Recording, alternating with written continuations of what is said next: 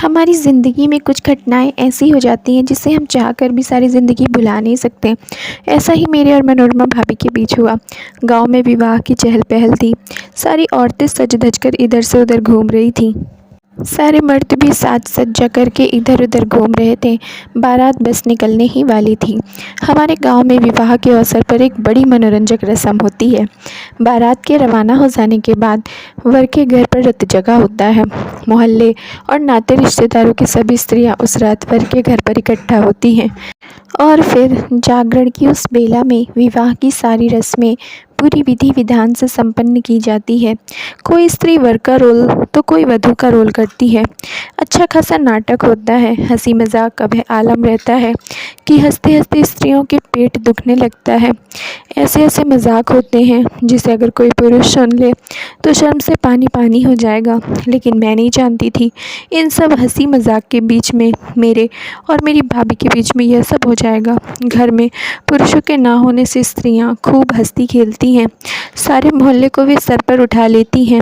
उधर असली विवाह होता है और इधर बारात में वर के साथ न जा पाने वाली स्त्रियां विवाह में भाग लेने के अपने शौक़ को इस रस्म द्वारा पूरा करती हैं। मनोरमा भाभी को इस रस्म से बड़ा लगाव सा है। अवसर आते ही वह सब काम छोड़कर दौड़ी चली जाती हैं। इस अवसर पर वधू बनने के लिए भी वह बड़ी उत्सुक रहती हैं। दूसरी स्त्रियों की तो इसके लिए खुशामद करनी पड़ती है, मगर भाभी तो खुद ही कह देती हैं, अरे चिंता क्यों करती हो, कोई नहीं बनती तो मैं ही बन जाती हूँ दुल्हन। दुल्हन बनने में कैसा संकोच, औरत जाती दुल्हन बनने के लिए ही है। यह दुल्हन बनने के साथ ही अपने नकली वर का अपने हाथों से श्रृंगार करने का भी मनोरमा भाभी को शौक़ रहा है। मास्टर साहब के लड़के की बारात जाते ही मनोरमा भाभी अपनी आदत के अनुसार सबसे पहले उनके घर पहुंच गई। आते ही स्त्रियों के इकट्ठा होने के बेसब्री से इंतज़ार करने लगीं। उन्हें आश्चर्य हो रहा था कि पड़ोसियों और नाते रिश्ते की औरतों को कामकाज अभी तक क्यों नहीं निपटा। अगर देर से शुरू करेंगे तो सारी रस्में रात भर में पूरी नहीं हो पाएंगी। कैसी हैं ये औरतें, इस मामले में उत्साह ही नहीं है। इसी बहाने हंसने खेलने का मौका मिल जाता है। इतना भी नहीं समझती, कामकाज तो रोज़ ही करना है, पर यह रोज़ कहाँ होता है। 8-10 स्त्रियों के आ जाने पर सहज ही बात चल पड़ी, आज दुल्हन कौन बनेगी। भाभी ने फ़ौरन जवाब दिया, मैं बनूंगी दुल्हन की फ़िक्र मत करो, दूल्हा की तलाश करो, बोलो कौन बनेगा मेरा दूल्हा। सभी स्त्रियों ने इनकार करते हुए कहा, नहीं बाबा, तुम्हारा दूल्हा बनने का सामर्थ्य हमें नहीं है। तभी मैं आ गई। मैंने आते ही पूछा, क्या बात है, दूल्हा दुल्हन अभी तक सजे क्यों नहीं। मनोरमा भाभी ने फ़ौरन कहा, अरे मैं दुल्हन बनी कब से सजी सवरी बैठी हूँ, लेकिन अभी तक दूल्हा ही नहीं सजा, बस तेरा इंतज़ार था। बता तुझे दूल्हा बनना है या नहीं। बाबा, तुम्हारा दूल्हा मैं नहीं बन सकूँगी। क्यों, क्या मैं इतनी बुरी हूँ। नहीं मनोरमा भाभी, तुम तो हज़ारों में एक हो, रूप रंग चाल ढाल बातचीत सब में हीरा हो। क्यों मजाक कर रही है रीना, यह मजाक नहीं है। मनोरमा भाभी, मैं अगर मर्द होती तो क्या करती, मैं सचमुच तुमसे शादी कर लेती, और अगर शादी नहीं हो पाती तो मैं तुम्हें भगा ले जाती। मेरी इस बात पर ठहाके लगे। ऐसी तालियां बजी कि आसपास के घरों से जो स्त्रियां अभी तक नहीं आई थीं वह भी निकल आईं। मनोरमा भाभी मेरा हाथ थामकर बोली, अब तो आज मैं तुझे दूल्हा बनाए बिना नहीं मानूंगी। नहीं बाबा, मुझे बख्श दो। नहीं, मैं आज तुझे नहीं छोड़ूंगी। नहीं मनोरमा भाभी, किसी और को दूल्हा बना लो। अरे तेरे से अच्छा दूल्हा भला कहाँ मिलेगा। मैंने छेड़ते हुए कहा, घर से ठेकेदार भैया को बुला दूँ। अरे वह तो बारात गए हैं, आज की रात तो बस तू ही मेरा दूल्हा है। तुम हमें परेशान तो नहीं करोगी मनोरमा भाभी। अरे अपने मन के दूल्हे को भला कोई परेशान करता है क्या। कह कहाते लगाते हुए सभी मुझको विवश करने लगी। मनोरमा भाभी तो मास्टर साहब के घर से मर्दाना लिबास ले आई। मेरी साड़ी उतारकर मुझे पैंट शर्ट पहनाने लगी। मैं नाना करती रही, मगर मनोरमा भाभी ने मुझे मर्दाना लिबास पहना दिया, पाँव में जूते पहना दी। मनोरमा भाभी ने रीना के कोट के खुले हुए बटन को लच्छे कर कहा, अरे तू मेरा दूल्हा बन रही है तो इसे तो ढक ले। दूसरी स्त्रियों ने भी चुटकी ली और कहा, जरा मुझे भी लगा ले। मनोरमा भाभी को यह बात पसंद नहीं आई। वे बोली, नहीं रे, अब तो मुछमुंडों का ज़माना है, मुझे भला कौन रखता है। स्त्रियों ने चुटकी ली। मनोरमा भाभी, दूर क्यों जाती हो, अपने घर में ही देख लो ना। हमारे ठेकेदार भैया तो अभी भी बड़ी बड़ी जबरी मूछों के घायल हैं, तू भी बड़ी सी मूछें लगा लेना।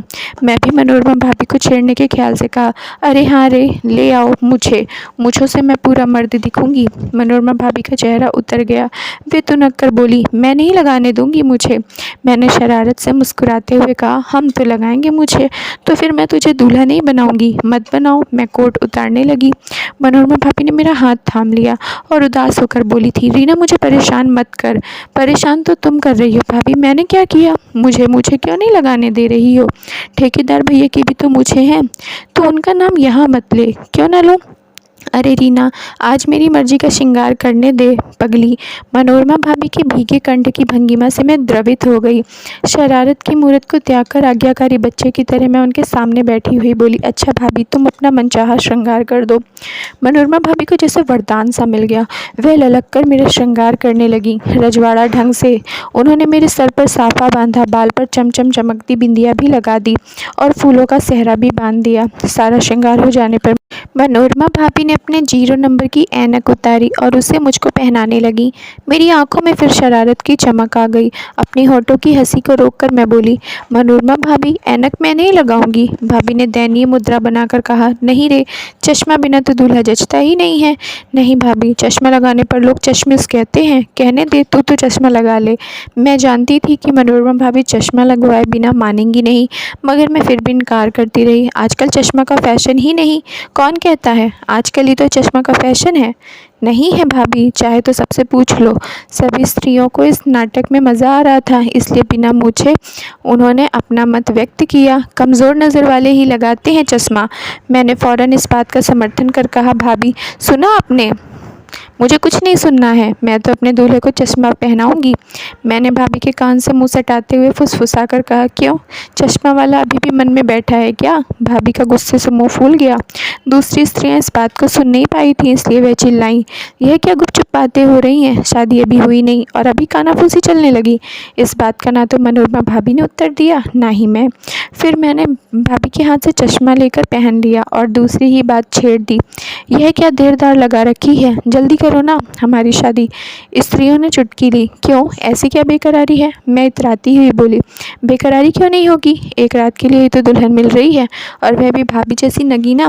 अभी भी दुल्हन को भाभी कहेगी। नहीं रे, शादी तो कर दो, फिर मैं इसे प्राण प्यारी कहूँगी, प्रियतमा कहूँगी। पर दूल्हा दुल्हन के सामने हल्का लग रहा है। लगने दे हल्का, दुल्हन का मनपसंद तो है। कह कहे पर कह कहे लगते रहें, मगर भाभी का चेहरा फिर भी नहीं खिला। मुझे बहुत बुरा लगा। मेरी गलती पर मैं भाभी के कान के पास मुंह ले जाकर फिर फुसफुसाती हुई बोली, मेरी बात का बुरा मान गई भाभी। भाभी ने कहा, क्या बुरा लगेगा, तूने सच ही तो कहा है। यह बावरा मन उस छलिया को अब तक क्यों नहीं भुला पाया है। मन की लीला मन ही समझता है भाभी, और कोई नहीं। मेरी बात को काटते हुए एक स्त्री बोली, अरे मन की लीला को सुहागरात के समय समझना और समझाना, अभी तो पूजन हो जाने दे, इतनी उतावली। मतलब यह बात तक में ही डूब गई और विवाह की रस्में विधिवत शुरू हो गई। वर और वधू के फर्जी माँ बाप ने अपनी अपनी संतान को अपने पास खींच लिया। तुरंत मंत्रों का उच्चारण होने लगा। हर शब्द पर अनुस्वार लगाकर नए संस्कृत में मंत्र बनाए गए। जो कुछ कमी रह गई थी उसकी पूर्ति अस्पष्ट उच्चारण से कर ली गई। विवाह घर जैसे धूमधाम मच गई। देखते देखते पूजन कन्यादान सब हो गया। विवाह करने वाले पंडित जी ने दहेज के लिए मंत्र उपचार किया, दहेज फौरन दें। ठहाके लगाने वाली और ताली पीटने वाली स्त्रियां फौरन बढ़ीं और दहेज की वस्तुएं ले आईं। किसी ने दहेज में झाड़ू दी तो किसी ने जूता की जोड़ी, कोई अलबेली कंगन ले आई तो किसी ने टूटी कंघी ही दी। इसी तरह एक से एक निराली वस्तुएं दहेज में आती गईं। बाकायदा सबकी सूची बनी, उस सूची में नाम व वस्तु दर्ज की गई। हंसते हंसते सभी के पेट दुखने लगे। दान दहेज से निकलते ही दूल्हा दुल्हन का जुलूस निकाला गया। दूल्हा दुल्हन को तांगे में बैठाया गया। बैंड बाजा आगे आगे और तांगा पीछे पीछे चला। बाकी स्त्रियां मंगल गीत गाती हुई टांगे के पीछे पीछे होली। सारे मोहल्ले में खलबली मच गई। कुछ लोग हैरान हुए, कुछ मुस्कुराए। सब रस्मों को निपटाने के बाद विवाह की खास रस्म में सुहागरात का आयोजन हुआ। दूल्हा दुल्हन को कमरे में धकेलकर कुंडी लगा दी गई। कुछ अलबेली इस मौके के गीत गाने लगी तो कुछ चुगलबाजी करने लगी। ऐसे ऐसे मजाक हुए कि यदि कोई पुरुष सुन ले तो उसे अपने कानों पर विश्वास ना हो। भले घरों की स्त्रियां भी ऐसा मजाक कर सकती हैं, यह वह कभी मान ही नहीं सकता। मनोरमा भाभी सबसे बेखबर सी अपने आज के दूल्हे यानी मुझको बाहों में भरी जा रही थी। चुंबन पर चुंबन लिए जा रही थी। मैं चुंबन की इस बाढ़ से जैसे घबरा गई थी। मैं अपनी दुल्हन की बाहों में कैद से मुक्त होने की कोशिश कर रही थी। मैं बार बार समझा रही थी, मगर भाभी पर तो जैसे नशा सवार हो गया था। वह जैसे होश में ही नहीं थी। तमाशा देखने वाली स्त्रियां हंस हंस कर दूरी हुई जा रही थीं। मनोरमा भाभी को झटक कर मैं बाहर आने के लिए उठी कि तमाशा देखने वाली स्त्रियों ने दरवाजे की कुंडी लगा दी। भाभी ने दौड़कर भीतर से कुंडी लगा ली। मिर्ची, यह क्या कर रही हो? भाभी ने नटकेश्वर में कहा। छलिया, आज तो खुलकर खेलने दे। मैंने कहा, होश में आओ। भाभी, मैं छलिया नहीं हूँ, यह बस नाटक है। मुझको बाहों में भरते हुए भाभी मुस्कुराई। वह भी तो नाटक ही था। वह छलिया मुझे छल कर चला गया। उसे दौलत चाहिए थी तो वह मुझे बुलावा क्यों देता रहा? मेरे बाबूजी ने तो पहले ही कह दिया था कि उनके पास कुमकुम और कन्या के सिवा और कुछ भी नहीं है। फिर भला वह छलिया चश्मा लगाकर, मोहिनी मूरत बनाकर मुझे क्यों ठगता रहा? ठगने के बाद भी अब वह मेरे मन में क्यों डेरा जमाए हुए है? जाता क्यों नहीं? भाभी फफक कर रोने लगी। मैंने उन्हें अपनी बाहों में लेकर उनके आंसू पोंछते हुए कहा, उसे अब भूल जाओ भाभी। ठेकेदार भैया में ही मन लगाओ। ठेकेदार तो अब मेरे सब कुछ हैं ही। भले ही वह मेरे काका की उम्र के हों, पर अब हैं तो मेरे पति। उन्होंने गरीब बाप की बेटी को अपनाया है तो दुहज्जू ही सही, पर पति और घर मिल गया। मुझे मेरा रोम रोम उनका है, पर इस बावरे मन को कैसे समझाऊं? बाहर से स्त्रियां कुंडी खटखटाती हुई शोर मचाए जा रही थी, फप्तियां कस रही थीं, मगर भाभी और मैं अपने आप में ही डूबी हुई थी। भाभी की व्यथा से मैं भी अभिभूत हो गई। मैं भी भाभी के गालों पर चुंबन अंकित करती हुई उन्हें अपनी बाहों में कसे जा रही थी। भाभी मेरी बाहों में बड़ी बुदबुदाई जा रही थी। छलिया, अब तो मुझे छोड़ दे। तेरा मेरा नाता टूट गया, अब क्यों मुझे सताता है? Thank you friends. उम्मीद करती हूँ आप लोगों को स्टोरी पसंद आई होगी, तो प्लीज़ जल्दी से लाइक कर दीजिए। चैनल पर नया है तो सब्सक्राइब कर लीजिए और अपनी राय हमें कमेंट बॉक्स में ज़रूर दीजिए।